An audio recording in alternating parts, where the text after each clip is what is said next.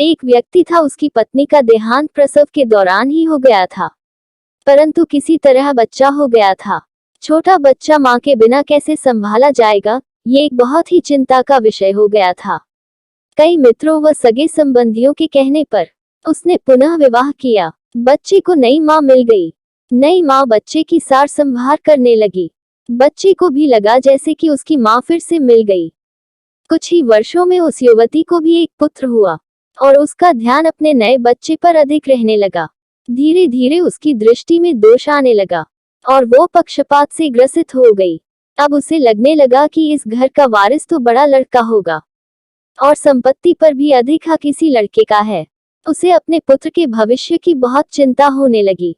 उसने अपने पति को समझा बुझा के राजी किया और बड़े लड़के की पढ़ाई लिखाई सब छुड़वा दी और घर के नौकर को भी हटा दिया तथा सब काम उसी लड़के से कराने लगी।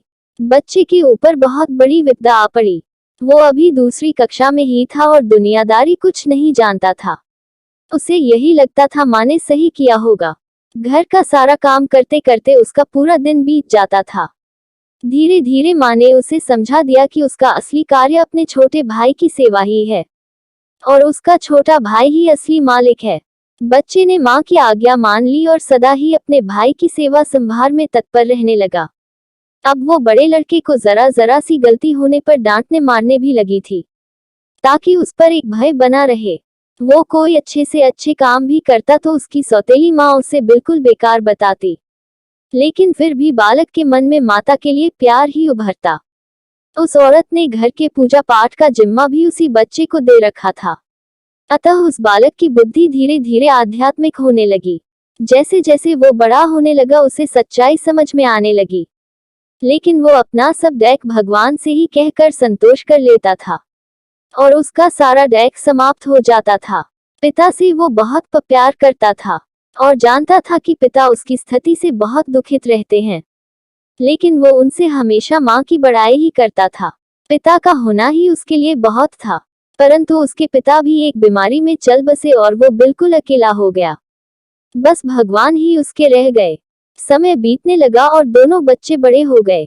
अब घर का सारा अधिकार सौतेली माँ के हाथ में था।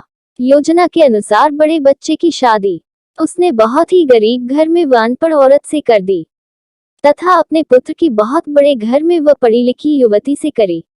उसने बड़े लड़के को नौकरों वाले घर में से एक घर दे दिया और उसकी पत्नी को भी बता दिया कि उसका असली कार्य मालकिन यानी छोटी बहू की सेवा करना ही है।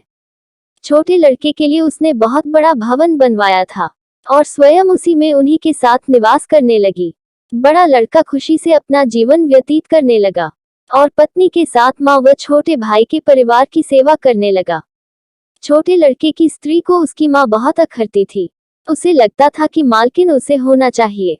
अब सास बीमार भी रहती थी और साथ में रहने के कारण रात बेरात सेवा उस छोटी बहू को ही करनी पड़ती थी, जो उसे बिल्कुल नापसंद था। एक दिन पता चला कि सास को छुआछूत की बीमारी हो गई है। ये जानकर तो छोटी बहू और दूर दूर रहने लगी। उसकी आंखों में सांस खटकने लगी।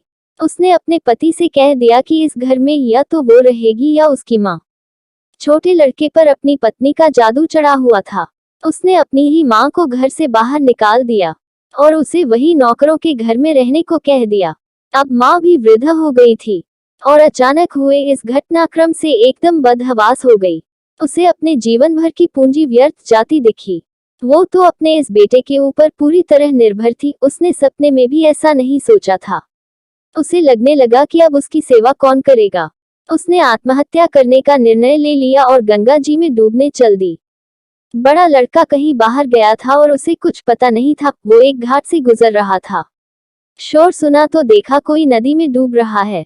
उसने भी छलांग लगा दी और जब बचा के लाया तो देखा कि ये तो उसकी ही सौतेली माँ है।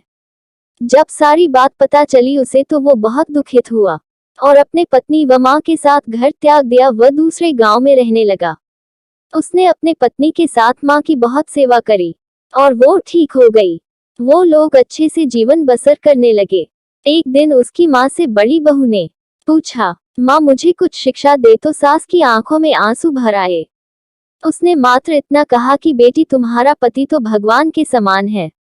शिक्षा तुम्हें उससे ही लेनी चाहिए। मैं तो इतना ही कहूंगी कि किसी को भी पराया नहीं समझना चाहिए और जीवन में किसी के साथ इतना बुरा मत करना कि जब वो तुम्हारे साथ फिर भी भलाई करे तो तुम्हारी आत्मा को गवारा न हो। कहानी कैसी लगी हमें जरूर लाइक और कमेंट करके बताएं और हमारे YouTube चैनल सावन वॉइस स्टोरी को जरूर सब्सक्राइब करें।